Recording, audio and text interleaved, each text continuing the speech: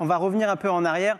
Le Vendée Globe, par rapport à son parcours, on voit, hein, il descend toujours le long de l'Afrique et ensuite il part au Cap de Bonne-Espérance. Il pourrait très bien aller au Cap Horn, c'est une route qui est aussi possible.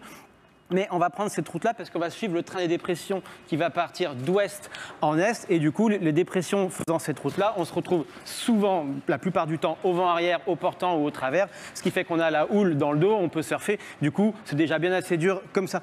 Il existe le tour où on passe par le Cap Horn. C'est le tour du monde à l'envers. Il est détenu par Jean-Luc Vandened depuis 2004. Il n'y a pas grand monde à s'y frotter.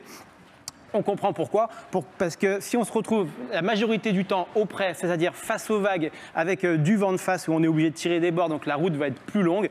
Donc voilà pourquoi on préfère prendre cette route-là. Ce que va nous expliquer Samantha, on va le voir ici sur les routages. Route au près, double ta route, triple ta peine.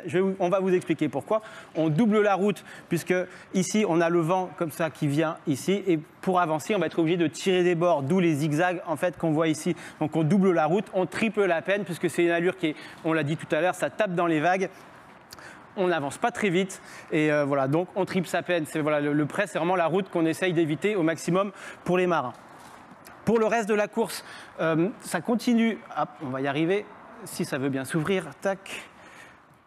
Voilà, ça va partir. Sur la tête de course, ça va continuer à aller vite sur les jours qui viennent.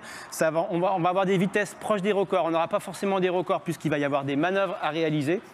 Mais en tout cas, ça va être très très vite en direction du Cap Horn. Pour le reste de la flotte, ici, pas grand-chose non plus à signaler. On a Damien Seguin qui va ralentir aussi dans le vent. C'est vraiment l'océan Indien qui continue de ne pas être très clément avec toute la course.